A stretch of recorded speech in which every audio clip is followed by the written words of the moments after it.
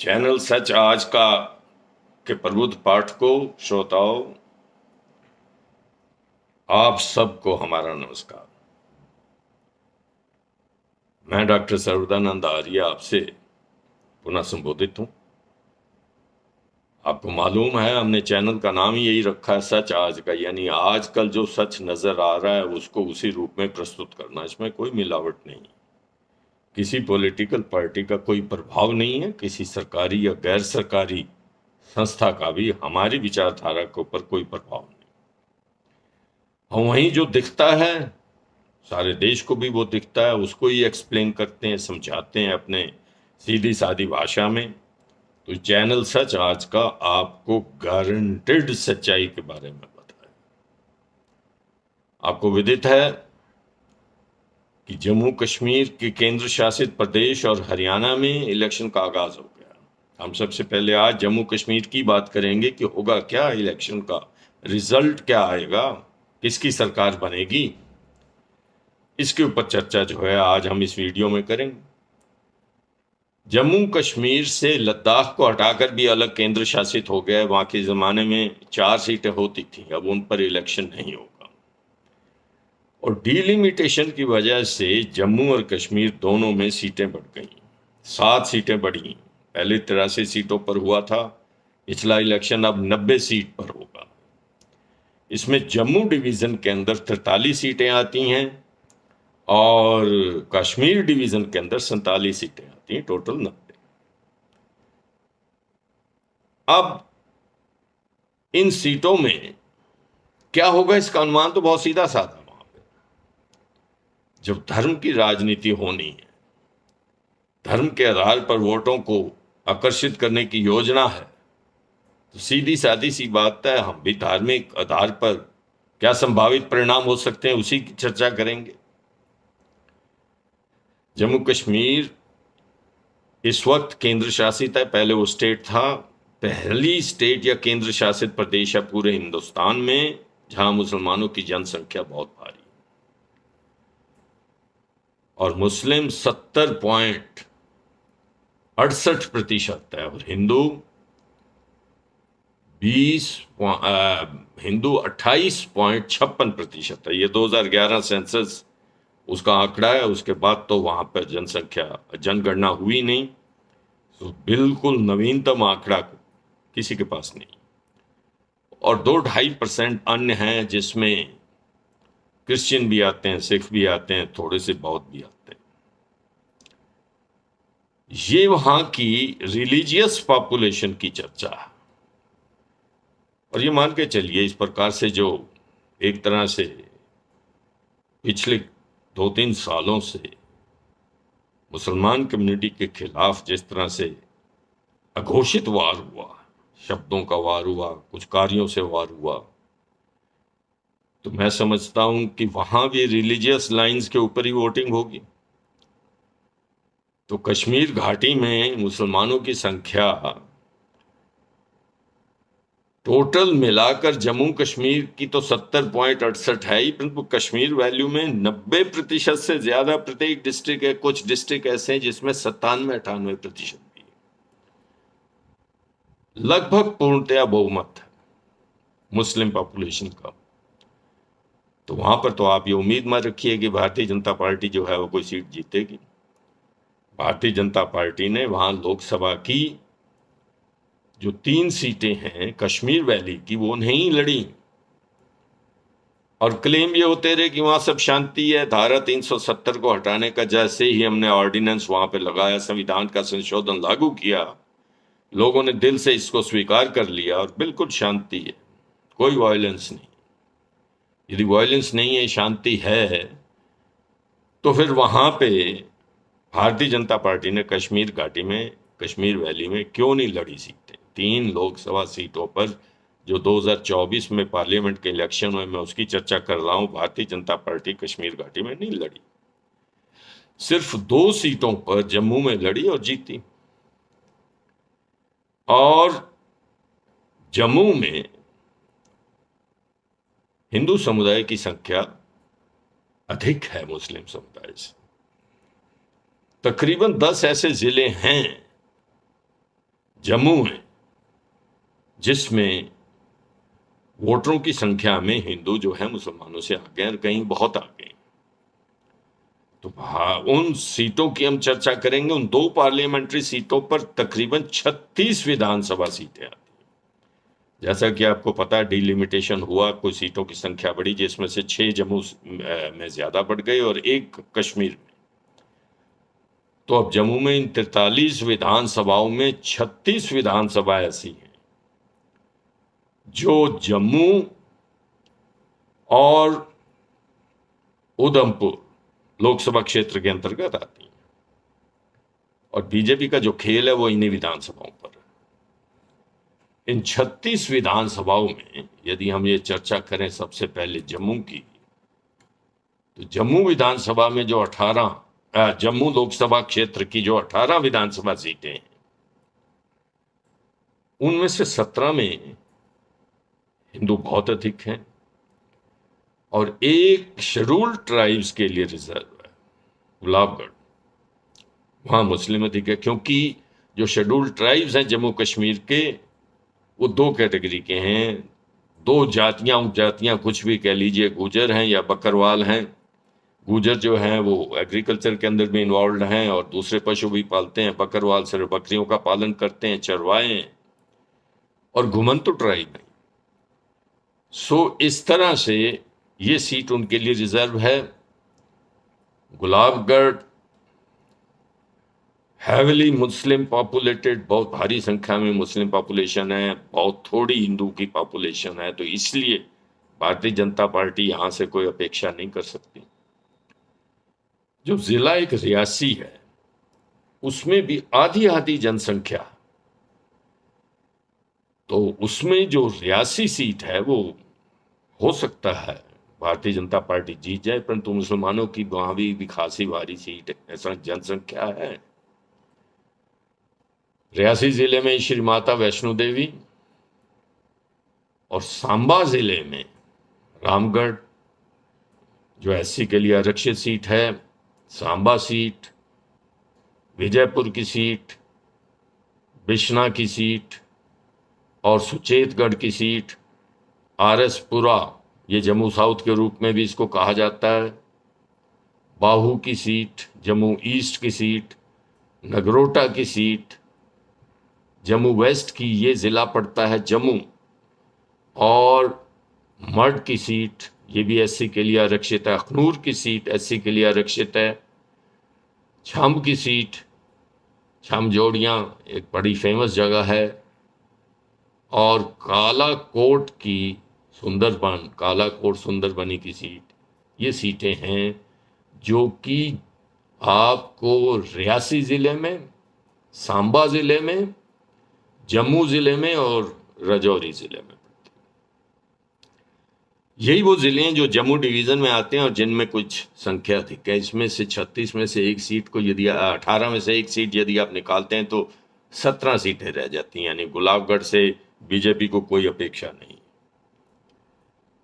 अब देखिए, एक रफ एस्टिमेट है, कोई लेजिटिमेट सर्वे नहीं है जो दूसरे लोग क्लेम करते हैं कि बिल्कुल अचूक सर्वे है और इतने हमने वहां पर सैंपलिंग की, ये किया वो किया। ये भी आप चैनल्स के ऊपर देखना आरंभ कर देंगे और बीजेपी को भारी मात्रा में वो जिताना भी दिखा देंगे। परंतु यदि हम ये समझते हैं, कोई भी बुद्धिमान व्यक्ति समझता है कि रिलीजियस पॉपुलेशन के आधार पर वहां इलेक्शन होगा और इन 18 सीटों में से 17 पर, जम्मू डिवीजन की इन 18 सीटों पर 17 पर भारतीय जनता पार्टी अपना प्रभाव छोड़ सकती है, वोट ले सकती है, सीटें जीत सकती है।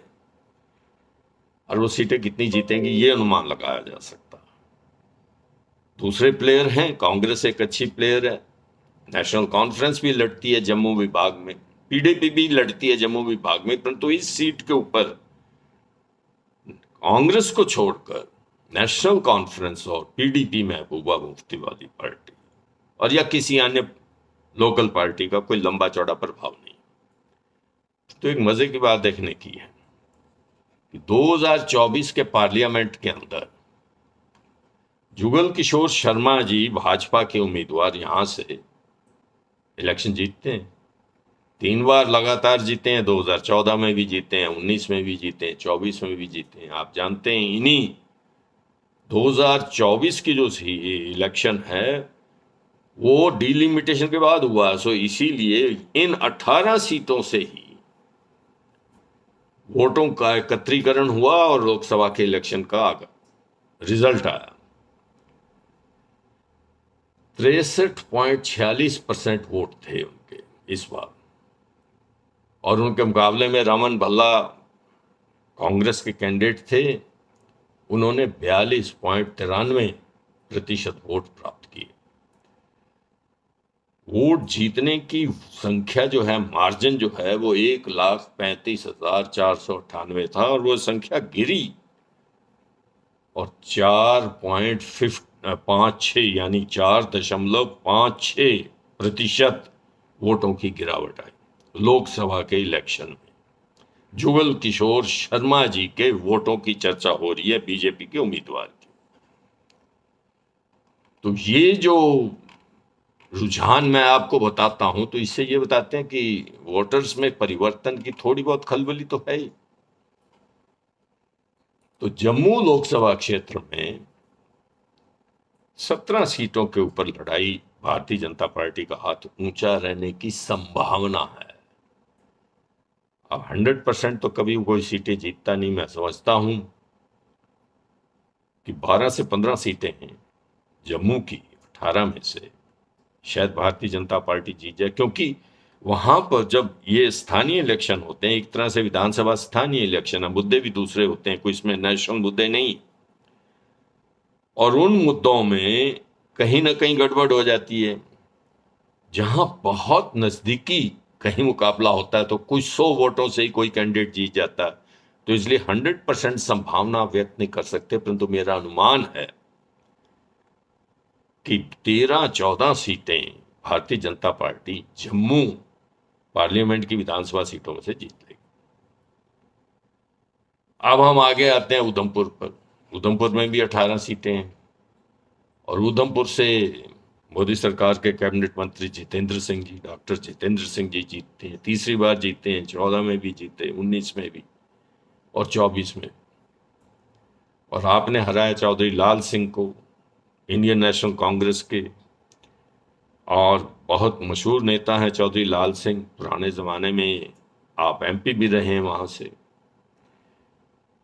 तो डॉक्टर जितेंद्र सिंह के वोटों में भी गिरावट आई, और ये गिरावट जो है जम्मू से ज्यादा, इनकी गिरावट है 10.10 यानी 10.10%, इतने वोटों की गिरावट आई। सीटें बढ़ी हैं, यहां भी 18 सीटों के ऊपर इलेक्शन हुआ, परंतु वोटों की संख्या घटी, जीतने का मार्जिन भी घटा, 1,24,373 रह गया, और उसमें गिरावट आई है। और ये गिरावट आपको विधानसभा सीटों में नजर आएगी। कुछ सीटें जो हैं इनके हाथ से फिसल गई। इन 18 सीटों में जो उधमपुर की हैं,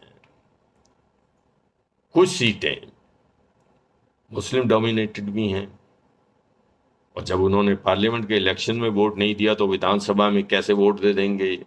जैसे इंदरवाल की सीट है, किश्तवाड़ की सीट है,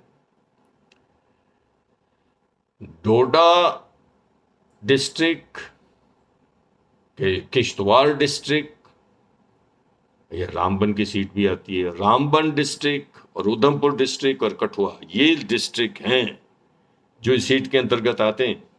और यहां हिंदुओं की जनसंख्या अच्छी है, मुसलमानों के मुकाबले में ज्यादा है, परंतु मैं समझता हूं कि 3 सीटें यहां पर, इंदरवाल, किश्तवाड़ और रामबन, यहां मुस्लिम उम्मीदवार जीतेगा।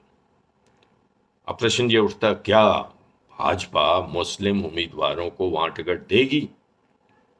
ये भाजपा की आंतरिक पॉलिसी के विरोध में है। ये नहीं कि उन्होंने ना कभी दिया, वो देते तो हैं, बहुत थोड़ा, यानी रेयर एग्जाम्पल होता। और जब आप लड़ाई हिंदू मुसलमान के नाम पे कर रहे हैं तो कौन मुसलमान आपकी टिकट, आप पकड़ भी लाएं किसी को क्या उसके जीतने की कोई संभावना हो सकती है? यदि आप एक तरह से वॉर कर रहे हैं, रिलीजियस वॉर है, तो मैं समझता हूं कि इन 3 सीटों के ऊपर भी भाजपा हारेगी। तो 36 में से 4 सीटें घटा दीजिए जिन पे मुस्लिम मेजोरिटी है, बड़ी सिंपल सी कैलकुलेशन है। 32 सीटें ऐसी बची जिनके ऊपर बीजेपी खेल कर सकती है। और बीजेपी का खेल ये है कि जम्मू डिवीजन में सिर्फ मुसलमान का डर दिखाया जाए और हिंदुओं के वोट इकट्ठे किए जाएं। अब ये हिंदू पॉपुलेशन बताएगी अपने वोटिंग बिहेवियर से कि क्या उन्हें इस मनोवैज्ञानिक डर से डर लगता है या कुछ और मुद्दों की अपेक्षा करते हैं, जिसमें रोजगार है, जिसमें महिलाओं के उद्धार की बात है, महंगाई को कम करने की बात है, जो कि राष्ट्रीय मुद्दे हैं। क्या वो राष्ट्रीय मुद्दे वहां इन लोकल मुद्दों के अंदर सम्मिलित हो सकते हैं? ये मैं भविष्य पर छोड़ता हूं, परंतु मेरा पक्का विश्वास है इन्हीं 32 सीटों के ऊपर बीजेपी जोर लगाएगी, और बाकी जगह जोर लगाएगी तो किसी काम का नहीं होगा। इसीलिए जम्मू डिवीजन की 43 सीटों में से 32 सीटों के ऊपर भाजपा समझती है कि उसका प्रभाव है, और लगता भी ऐसा है, बाकी 11 सीटों पर नहीं। जम्मू में उनका मुकाबला मुख्य रूप से इन 32 सीटों के ऊपर कांग्रेस के साथ होगा। दूसरी प्लेयर कांग्रेस पार्टी है, और बाकी जो बचे हुई 11 सीटें हैं वहां पर कई सीटों पर नेशनल कॉन्फ्रेंस भी भिड़ सकती है, कई सीटों पे 1-2 सीटों के ऊपर पीडीपी भी बीजेपी का मुकाबला कर सकती है। यद्यपि बीजेपी सब सीटों के ऊपर अपने कैंडिडेट यहां पर खड़ी करेगी, जम्मू डिवीजन में ऐसी अपेक्षा की जा सकती है। तो आप इन 32 सीटों में यदि ये मान लें 100% जीते, तो ऐसी संभावना तो किसी भी इलेक्शन में कोई नहीं व्यक्त किया करता। मैं समझता हूं कि जम्मू में अधिक से अधिक 18 से 20 सीटों के बीच में भारतीय जनता पार्टी जीत सकती है। पिछली बार इलेक्शन में जब इन्होंने पीडीपी के साथ संयुक्त सरकार बनाई और त्रिशंकु विधानसभा बनी, तो इन्होंने 25 सीटें जीती थी। और अब ये उठान की तरफ नहीं है, इनका ग्राफ नीचे जा रहा है। इनको बड़ी ठोस मुकाबला दे पा रही है भारतीय नेशनल कांग्रेस, तो मैं समझता हूं कुछ सीटें इनसे कांग्रेस छीन लेगी। अब हम वैली की बात करें, वैली के अंदर सबसे बड़ा player national conference. National conference के बाद कांग्रेस है, भारतीय राष्ट्रीय कांग्रेस है, और उसके बाद पीडीपी, और फिर एक कुछ अन्य छोटे छोटे दल। ये अन्य छोटे छोटे दल भी भारतीय जनता पार्टी की पॉलिटिक्स में कुछ मायने रखते हैं, क्योंकि भारतीय जनता पार्टी कश्मीर वैली में तो कोई सीट लड़ नहीं सकती, लड़े तो उसका कुछ प्रभाव नहीं है, जमानतें जब्त होना निश्चित है। तो इसीलिए वहां कुछ स्थानीय दलों को स्थानीय मुद्दों के ऊपर लड़ाया जाए। यदि उनमें से 1, 2, 4 जीत जाएं तो वो इनको सरकार बनाने में आगे सहायता दें। इस प्रकार की संभावना, इस प्रकार का चक्रव्यूह जो है वो बीजेपी कर रही। अब होगा क्या ये तो भविष्य बताएगा, परंतु मुझे ऐसा लगता है कि सोपड़ा साफ है।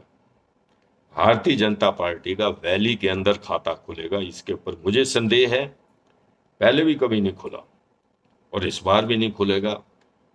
पहले ये छुपा छुपा नारा होता था, हिंदू वर्सेस मुस्लिम, अब ये खुला नारा, और लगभग देश के अन्य हिस्सों में भी और जम्मू कश्मीर में तो ज्यादातर भारतीय जनता पार्टी इसी मुद्दे पर लड़ रही है। तो इसीलिए मुस्लिम बहुल इलाकों में इनको कोई सफलता मिलेगी, इसके अंदर बहुत बड़ा संदेह है। कश्मीर वैली में अधिक सीटों के ऊपर नेशनल कॉन्फ्रेंस लड़ेगी और जीतेगी। अब दूसरी प्लेयर जो है कश्मीर वैली में भी है, जम्मू में है, वो कांग्रेस है। मैं समझता हूं कि नेशनल कॉन्फ्रेंस और कांग्रेस का आपस में गठबंधन हो जाए। विधानसभा सीटों में नेशनल कॉन्फ्रेंस और पीडीपी, इनका गठबंधन बिल्कुल नहीं होगा। ये दोनों गुपकार की पार्टियां, गुपकार एक संगठन था जिसकी चर्चा मैंने पिछले वीडियो में कही, और नेशनल कॉन्फ्रेंस का जो एजेंडा है उसके बारे में भी पिछले वीडियो में चर्चा हुई। चुनाव घोषणा पत्र उनका आ गया है। उमर अब्दुल्ला जो नेशनल कॉन्फ्रेंस के अध्यक्ष हैं और पूर्व मुख्यमंत्री हैं, उन्होंने इसका घोषणा पत्र जो है वो लोगों के सामने रखा। इनकी घोषणाओं में सबसे बड़ी बात यह है कि धारा 370 जो हटाने का निर्णय था केंद्र का और जिसको अनुमोदन किया सुप्रीम कोर्ट ने भी, संविधान पीठ ने किया, इस बात की चर्चा करना चाहूंगा। हम उस धारा 370 को, क्योंकि वो कश्मीरियों के लिए विशेष अधिकार थे और 1948 में एक ऑर्डिनेंस के जरिए हमें मिले थे, हम उन अधिकारों को दोबारा रिस्टोर करें। ये तो होने वाला नहीं। इसकी कल ही मैंने पिछले वीडियो के अंदर ही इसकी व्याख्या कर दी थी। किसी भी हाल में धारा 370 दोबारा नहीं लगेगी और कांग्रेस भी इस बात का कभी समर्थन नहीं करेगी। इसीलिए जो दूसरा इनका एजेंडा है चुनाव घोषणा पत्र में, वो है कि स्टेटहुड देंगे। ये वाजिब है, दोबारा इसको राज्य का दर्जा मिलना चाहिए। इसमें अन्य दल जो इंडिया गठबंधन के दल हैं वो सारे इसका समर्थन करेंगे। और मैं समझता हूं कि यदि मेजॉरिटी में सरकारें बन जाती हैं इंडिया गठबंधन के पार्टनर्स की, तो हो सकता है स्टेटहुड जो है मिल जाए। अब हम चुनावी संभावनाओं की चर्चा कर लेते हैं। ऐसा सुना जा रहा है कि कांग्रेस और नेशनल कॉन्फ्रेंस वहां आपस में समझौता करना चाहते हैं और या कर लेंगे, या कुछ समय में ये बात आपके सम्मुख आ जाएगी। अब ये होगा ना होगा ये भी भविष्य के गर्भ में है, परंतु ये दोनों सीटों ने मिलकर लड़ा था लोकसभा का इलेक्शन। 5 लोकसभा सीटें हैं, 3 पर नेशनल कॉन्फ्रेंस लड़ी थी और 2 पर कांग्रेस लड़ी। तो जो भौगोलिक स्थिति है, जो धार्मिक स्थिति है, वहां पर जो वोटरों की मनोस्थिति, उसके आधार पर इन दोनों को इकट्ठा आना ही चाहिए। कोई भी एक पार्टी, चाहे वो बीजेपी हो, चाहे वो कांग्रेस हो, चाहे वो नेशनल कॉन्फ्रेंस हो, चौथा प्लेयर वहां पीडीपी है, अपने बूते पर सरकार नहीं बना सकती। पहला आज की चर्चा का जो कंक्लूजन है वो ये है, पहली बात जो उभर कर सामने आती है कि वहां त्रिशंकु सरकार बनेगी। और त्रिशंकु सरकार क्या पार्टियां लड़कर और फिर जीत हार कर आपस में एक दूसरे के साथ गठबंधन करते हैं, यानी पोस्ट पोल, और या प्री पोल होता है, आपस में गठबंधन हो जाता है और वही गठबंधन लड़ता है। मैं समझता हूं कि प्री पोल की संभावनाएं काफी है। नेशनल कॉन्फ्रेंस और कांग्रेस मिलकर लड़ेंगी और अधिकांश सीटें, 47 सीटों में से अधिकांश सीटें ये गठबंधन जीत जाएगा कश्मीर वैली में। जम्मू के क्षेत्र में बीजेपी आगे रहेगी और ये गठबंधन चाहे वो अलग अलग पार्टियों के रूप में आए तो कांग्रेस, और इकट्ठा आए तो कांग्रेस और नेशनल कॉन्फ्रेंस, ये गठबंधन जम्मू वैली में दूसरे स्थान पर रहेगा। तो अब हम समरी कर देते हैं, होगा क्या। पहली बात, बीजेपी यदि ये ख्वाब देख रही हो कि एक बार ऐसा त्रिशंकु विधानसभा पिछली बार आई थी जिसमें इनको 25 और पीडीपी को 22 सीटें मिल गई थी, वो स्थिति अब नहीं है। बीजेपी अब भी शायद 20 सीटें जीतने में कामयाब हो जाए, परंतु 20 सीटों से सरकार तो बनती नहीं। सरकार बनाने के लिए 90 विधानसभाओं में से 46 सीटें चाहिए और इसके साथ ना पीडीपी मिलेगी ना नेशनल कॉन्फ्रेंस मिलेगी। कांग्रेस के मिलने की तो बात ही नहीं करनी चाहिए। तो बीजेपी अपने बूते पर वहां सरकार बना पाएगी, ये असंभव हो गया। बीजेपी सरकार बनाने के काम में सबसे पीछे चल रही। यस, आपके अनुमान भी ऐसे होंगे, जो अब सर्वे आएंगे वो भी ऐसे ही होंगे। मैं दावा कर सकता हूं कि भारतीय नेशनल कांग्रेस, भारत राष्ट्रीय कांग्रेस, जिसको कांग्रेस पार्टी के रूप में जाना जाता है, और national conference, Jammu Kashmir national conference, ये दोनों मिलकर इलेक्शन लड़ेंगी। बहुत ज्यादा संभावना है प्री पोल अलायंस हो जाए और ये लड़ें और ये 45 से 50 सीटों के बीच में जाकर खड़ी हो जाएंगी और सरकार बनाएंगी। इसमें कोई दो राय नहीं है, 100% संभावना है। जहां तक पीडीपी का प्रश्न है, क्योंकि नेशनल कॉन्फ्रेंस के नेता उमर अब्दुल्ला और मुफ्ती महमूद, जो अपने महबूबा मुफ्ती हैं, पीडीपी की चीफ, उनकी आपस में बनती नहीं है, विचार अलग हैं। लोकसभा के इलेक्शन में जबकि ये दोनों पार्टियां इंडिया अलायंस के हिस्सा थी, परंतु यहां पर अलायंस नहीं हुआ, तो मैं समझता हूं कि अब भी नहीं होगा। 3 से 5 सीटें पीडीपी जीत सकती है। पीडीपी का महत्व तब बढ़ेगा जब कुछ इस तरह की बात आ जाए कि 46 के अंक को छूने के लिए 2-4 सीटों की आवश्यकता रहे इस गठबंधन को या अकेली अकेली पार्टियों को। ये बात मान के चलिए, ये गठबंधन चाहे प्री पोल हो चाहे पोस्ट पोल, ये तो होगा। नेशनल कॉन्फ्रेंस और कांग्रेस दोनों मिलकर ही इसको प्री पोल के रूप में भी लड़ सकती हैं और या अपनी अपनी सीटें जीतने के बाद आपस में गठबंधन कर सकती हैं, परंतु ज्यादातर संभावना प्री पोल अलायंस की है। और जिसकी अफवाह भी आ रही, जिसकी सूचनाएं भी मीडिया के माध्यम से आ रही, बीजेपी 20 से 22 सीटों पर टिकेगी, पीडीपी 3 से 5 सीटों पर टिकेगी। जितनी बाकी सीटें हैं वो नेशनल कॉन्फ्रेंस और कांग्रेस में बढ़ जाएंगी। कांग्रेस भी 20-22 सीटें जीत सकती है और बाकी सीटें 30 के आसपास। अंदाजा है कि 30 से कुछ ज्यादा ही नेशनल कॉन्फ्रेंस जीतेगी। और जब ज्यादा सीटें होंगी तो मुख्यमंत्री भी इन्हीं का होगा, इसमें कोई दो राय नहीं। और अब ये एक तरह से विवेचना हो गई, समरी हो गई कि जम्मू कश्मीर में जो ये सोच रहे थे हमारे, जिनको आप चाणक्य कहते हैं राजनीतिकार, वो प्रधानमंत्री जी भी यही सोचते हैं, क्योंकि दोनों की सोच एक है। और उसके आधार पर यदि सोचते हैं कि धर्म के आधार पर वहां इलेक्शन लड़ा जाए, उसके बाद तोड़ फोड़ किया जाए पार्टियों को इधर से उधर करके, और बीजेपी अपनी सरकार बनाए, वो तो एक दिवा स्वप्न है, दिन में सपना देखने की बात है। जम्मू कश्मीर में भाजपा के सरकार बनाने का कोई प्रश्न ही नहीं उठता। ये आपको इलेक्शन का रिजल्ट बता देगा। इंडिया के 2 गठबंधन साथी नेशनल कॉन्फ्रेंस और कांग्रेस सरकार बनाएंगे। हो सकता है किसी का ऐसा कुछ हो जाए कि पीडीपी भी इनके साथ जुड़ जाए, संयुक्त ताकत हो जाएगी। संभावना तो कम है, परंतु जुड़ भी सकती है। राजनीति में संभावनाएं होती रहती। अब मैं सिर्फ राजीव जी से, जो मुख्य निर्वाचन आयुक्त है, उनसे एक प्रश्न पूछना चाहता हूं कि आपकी प्लानिंग क्या थी? क्यों हरियाणा को जम्मू कश्मीर के इलेक्शनों के साथ जोड़ा? बिल्कुल सीधा साधा था आपके सामने। सुप्रीम कोर्ट ने कहा था, निर्देश दिया था अपनी जजमेंट में कि 30 सितंबर से पहले जम्मू कश्मीर में इलेक्शन करा दो। आप करा सकते थे। अभी तो 30 सितंबर के आसपास, यानी 1 अक्टूबर लास्ट डेट है और 4 को रिजल्ट आ रहा। 4-5 दिनों का अंतर है, उसमें आप करवा रहे हैं। तब भी करवा सकते थे। और 3 विधानसभाओं का, यानी कि हरियाणा का, महाराष्ट्र का और झारखंड का इकट्ठा इलेक्शन करा।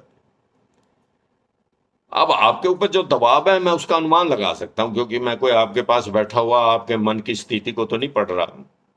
हम तो अनुमान लगाते हैं कि आपको प्रधानमंत्री कार्यालय से और चाणक्य जी के कार्यालय से ये सूचना मिली कि आप इस तरह से काम करवाइए, क्योंकि हम अपने तोड़ फोड़ की नीति से जम्मू कश्मीर में सरकार बनने नहीं देंगे किसी की। राष्ट्रपति शासन चलता रहेगा, हम आगे रहेंगे, और उसका प्रभाव हरियाणा पर भी पड़ेगा। परंतु ऐसा कुछ होने वाला नहीं। आपने ये शतरंज की जो चाल है, उल्टी चलती, गलत चलती, बहुत गलत, और इसमें आपको शहर मात दोनों हो गई।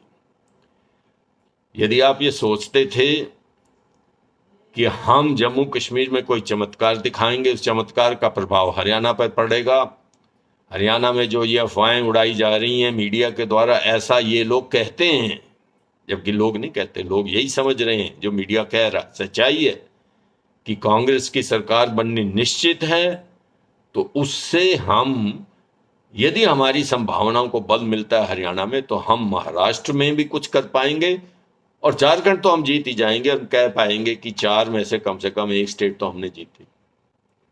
झारखंड के अंदर ऑपरेशन लोटस हुआ, चंपई सोरेन जी को पटाया गया, 6 विधायकों को लेकर वहां से चले, अकेले पहुंचे, बाकी विधायक ही नहीं आए। हेमंत सोरेन ने भी मोर्चा बांध लिया है, कमर कस ली है। तो मैं समझता हूं कि वो आपका ऑपरेशन फेल हो गया। अब आप जम्मू कश्मीर में हारते हैं, और हारेंगे ये निश्चित है।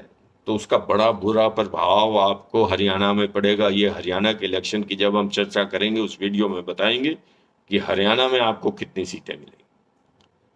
और यदि आप हरियाणा में हार गए, जिसकी संभावनाएं ज्यादा नजर आ रही, तो महाराष्ट्र में तो बहुत बुरी तरह हारेंगे और उसका प्रभाव झारखंड पर भी पड़ेगा। जब 4 स्टेटों के अंदर आपकी सरकार नहीं बन पाएगी तो विरोधी पक्ष आपके इस्तीफे के पीछे पड़ जाएंगे। इस वक्त लोकसभा में भी आपकी हालत पतली है और ये विधानसभा के जो इलेक्शंस हैं, चारों विधानसभा के, आपके राजनीतिक भविष्य पर, बीजेपी के राजनीतिक भविष्य पर एक बड़ा खेल खेलने जा रहे हैं, ऐसी संभावना व्यक्त की जाती है।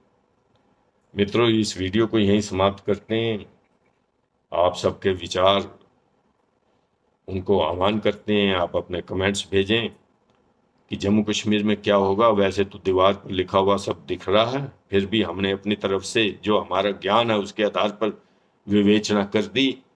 और आपसे निवेदन है कि हम इस YouTube की दुनिया में सबसे नए आए हैं और ये एक राजनीतिक और बुद्धिमत्ता पूर्वक विश्लेषण है। मैं अपनी पीठ नहीं थपथपा रहा हूं, परंतु इसमें किसी भी इसी प्रकार की सट्टाबाजी, सिक्का उछाल, ऐसे किसी तरीके का उपयोग नहीं किया गया। लॉजिक के आधार पर यह आप लोगों को समझाने की कोशिश की गई है कि जम्मू कश्मीर के चुनावी परिणाम क्या होंगे। आप सबसे निवेदन है, हमें प्रोत्साहन कीजिए, हमें सब्सक्राइब कीजिए।